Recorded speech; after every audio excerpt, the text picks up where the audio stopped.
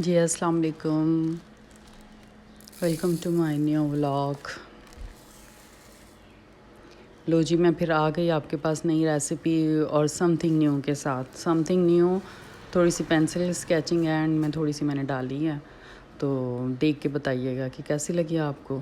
तो आज छोटी सी एक रेसिपी थी शामी कबाब की ना। तो शामी कबाब की बेसिकली एक नहीं बहुत सारी रेसिपीज़ हैं, हर किसी ने अपने अपने तरीके से बनाया और हर किसी का फ्लेवर जो है ना पहले वाले फ्लेवर से चेंज ही होता है। आई मीन लाहौरी शामी कबाब या कोई हिंदुस्तानी टाइप कुछ बना देते हैं, अंदर कोई प्याज करके कटिंग करके डालता है। लेकिन मैंने बनाए हैं, टेस्ट किए हैं, लेकिन वाकई में मुझे हर फ्लेवर पहले से अच्छा लगता है। तो बस ऐसे ही है, खाना पीना ज़रा चेंज करके बनाया जाए साथ साथ में, तो खाने का लुत्फ़ भी आता है। ये मैंने ना चने की दाल, देसी चने की दाल जो है ना 2 घंटे भिगो के रख दी थी। इसको फिर मैंने कुकर के अंदर डाला, ये देखिए। तो साथ मैंने प्याज डाले और अब ये मसाले जार डालूँगी मैं। ये अदरक लहसुन का पेस्ट, कुछ लोग ऐसे ही 1 इंच का ना अदरक और पूरी जो लहसुन का जवा वो पूरी डली है होती है ना, वो पूरी डाल देते हैं। तो बाद में वो उसी अपनी इसी कुकर के अंदर ना मेल्ट हो जाती है। वो भी तरीका सही है, बट मैंने पीस के डाला। अदरक लहसुन डालने के बाद नमक, दादड़ मिर्चें जो होती हैं, सूखा धनिया पिसा हुआ, दादड़ टाइप ही पिसा हुआ समझ लें। बहुत ज़्यादा मैंने वो सॉफ्ट नहीं किया, मतलब क्रश किया हुआ, ये पाउडर फॉर्म में नहीं। सूखा धनिया और ज़ीरा जो है बनाया, तो और साबुत ज़ीरा भी मैं डालूँगी। भुना कुटा जो होता है ना, तवे पे थोड़ा सा भून लेते हैं, उसके बाद फिर इसको पीसते हैं।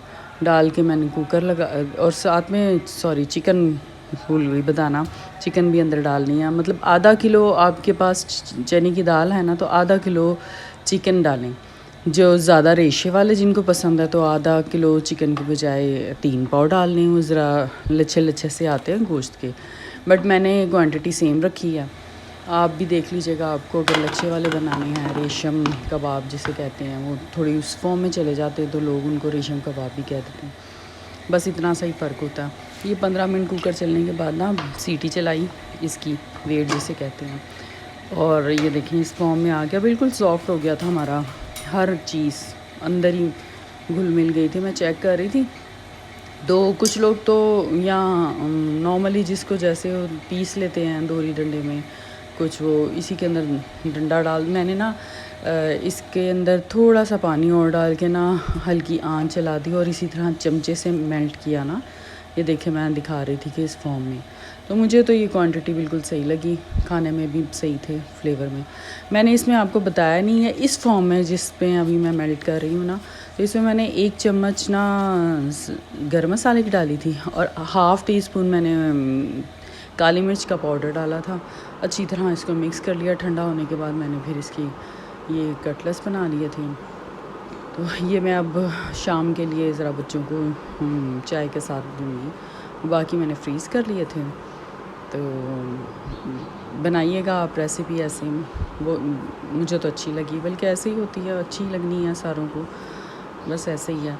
अब नेक्स्ट इसके बाद मैंने डाला है पेंसिल ड्राइंग। देखिएगा, बताइएगा। मैं आगे सोच रही थी कि इंसान जो होता है ज़िंदगी जीता है ऐसे कि बस आज का हमें रिज़ल्ट चाहिए, आज हमारा काम हो जाए, कल की कल देखेंगे। अरे भाई, इंसान और जानवरों में यही तो फ़र्क है। जानवर भी जीते हैं और ख़त्म हो जाती है उनकी ज़िंदगी। इंसान तो अशरफुल मखलूक़ात है। हमें जीना ऐसे चाहिए कि हमारे मरने के बाद हमारी फ़ितरत की वजह से, मतलब हमारी अच्छाई को लोग याद करें दिल से।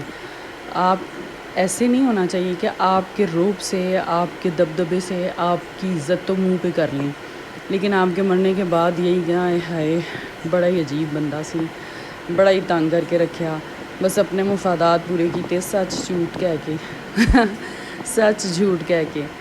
ज़िंदगी क्या झूठ कहना, किसी से डरना, सच बताएं, सच बोलें, सच के साथ जिएं। अगर सच से किसी को तकलीफ़ होती है तो एक तरफ आप तकलीफ़ देते हैं, तो दूसरी तरफ किसी दूसरे को सच की वजह से खुशी दे देते हैं। ये कैसा सच है कि जो एक तरफ के लिए सच कुछ और है, दूसरी तरफ के लिए कुछ और है। बहरहाल ऐसे लोगों के साथ फिर यही होता है कि हर कोई अपना मुफाद पूरा करता है।